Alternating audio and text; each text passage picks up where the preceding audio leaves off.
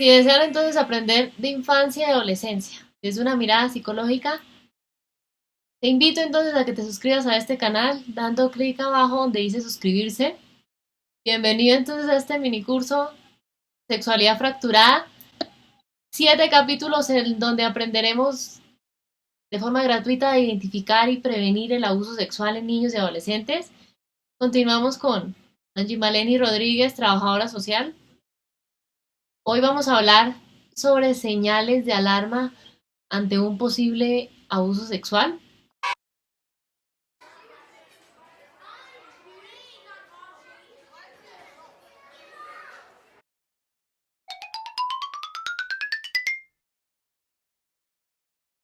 Básicamente, las señales de alarma son algunas manifestaciones en el niño, en el adolescente, que pueden indicar un posible abuso sexual.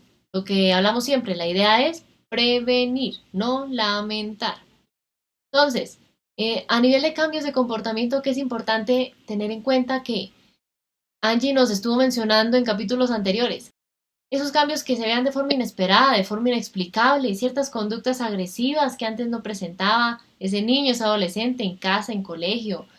Cuando son menores de 6 años, puede que vuelvan a retroceder a una etapa de desarrollo que ya habían superado, como mojar la cama, como dormir solos, escaparse de casa, ciertas conductas antisociales, entonces comienzan a respetar esas figuras de autoridad, llámese en la casa los papás, en el colegio los profesores, comienzan a tener ciertos problemas asociados a ello. Y algo muy importante que es importante ahí revisar y es comportamiento sexual. En capítulos anteriores mencionábamos que cuando ese comportamiento no es acorde a la edad, es bueno ver qué está pasando. ¿Sí? Se tocan en exceso, tienen acercamientos inapropiados a otras personas, llámense niños o adolescentes de su edad, llámense adultos.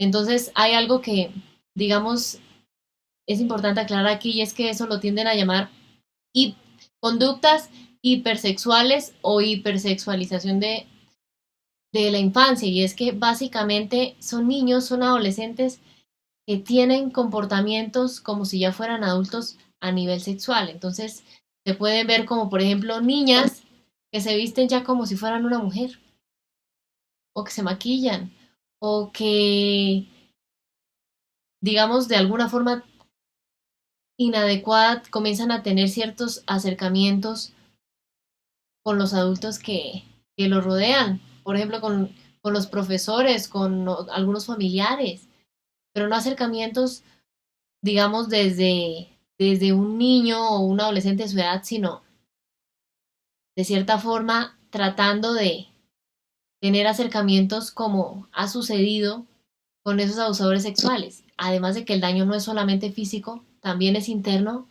a veces literal entran en sus mentes. Los niños cambian por completo, los adolescentes cambian por completo.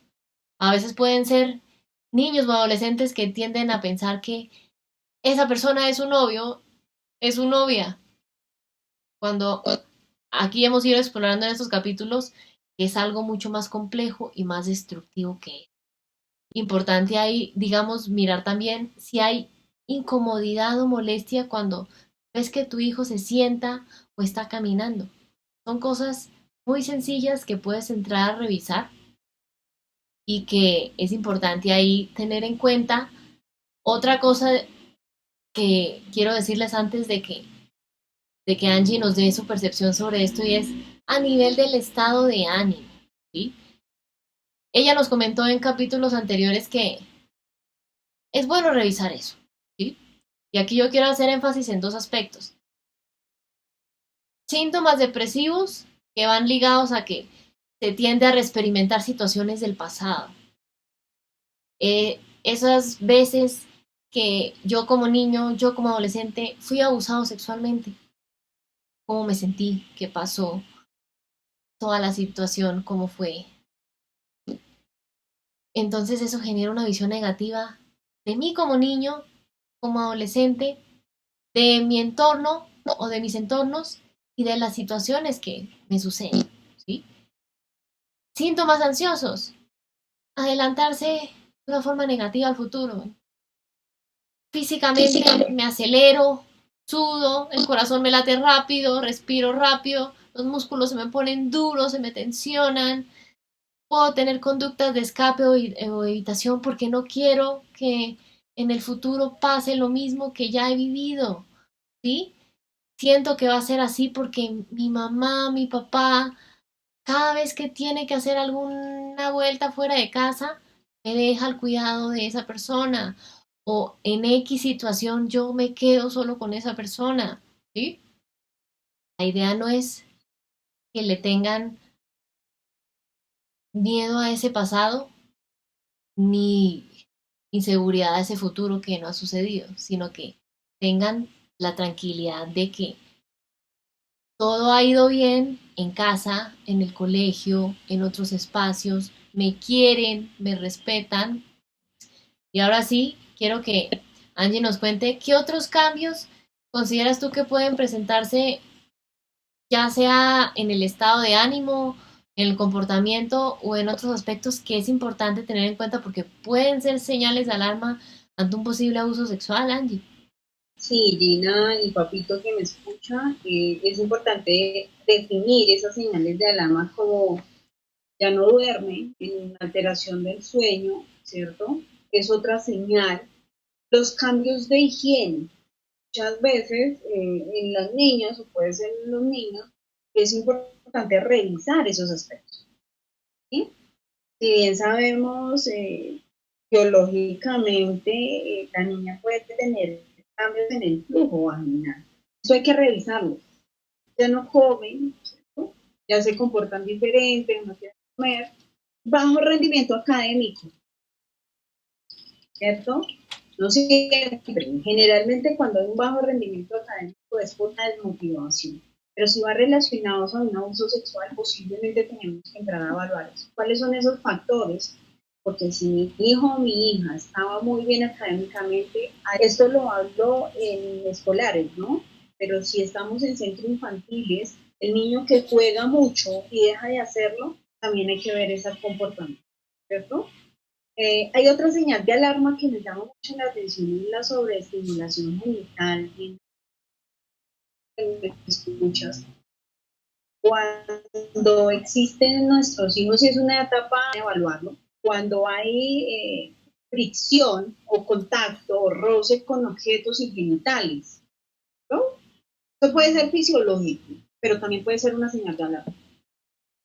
Entonces aquí tienen que entrar a evaluar asistencia médica, riesgo. Pero es importante cómo voy a afrontar como padre de familia esta situación.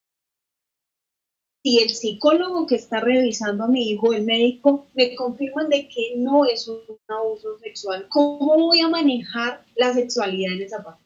¿Cierto? Mm, Por eso lo sí. aclaro, por eso hago un paréntesis, porque la anatomía del ser humano puede llegar a ser normal, por eso aclaro la sobreestimulación genital, de que la niña se esté frotando en la silla, el niño pase por la mesa y roce los genitales, puede llegar a ser normal dentro de su desarrollo físico, pero es importante la valoración psicológica y médica para que descarten dentro de las señales de alarma un abuso, ¿vale?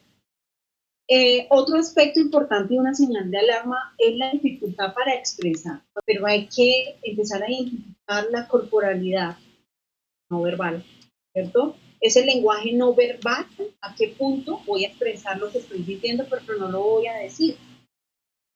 Que agacho la mirada, que me siento triste, que hay llanto fácil sin justificación. Miremos esos dos sentidos.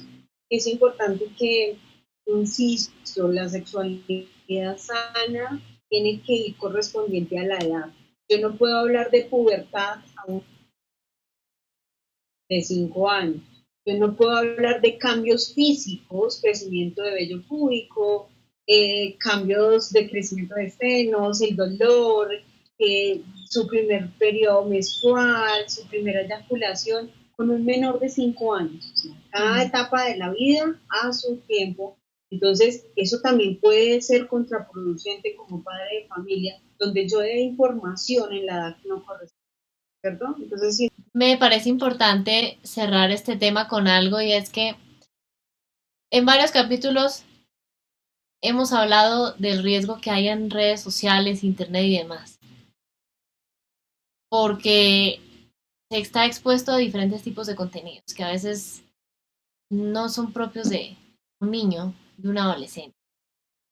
Entonces, me parece importante ahí hacer este comentario porque si tú, digamos, deseas conocer un poco más de ese tema, hay algo que se llama ciberbullying, que es un acoso que se hace a través de esos medios digitales que se presentan mucho en este momento con el auge de los celulares inteligentes, del internet, de las redes sociales y de ese tema te voy a compartir en la descripción de este video dos, dos capítulos que hice sobre eso para que nos eduquemos en cómo podemos tener un manejo responsable con esos hijos en casa de esas redes sociales y de ese internet, ¿listo? Aquí te dejo entonces mis canales de contacto en YouTube, Facebook e Instagram para que sigamos aprendiendo juntos de infancia y adolescencia desde una mirada psicológica.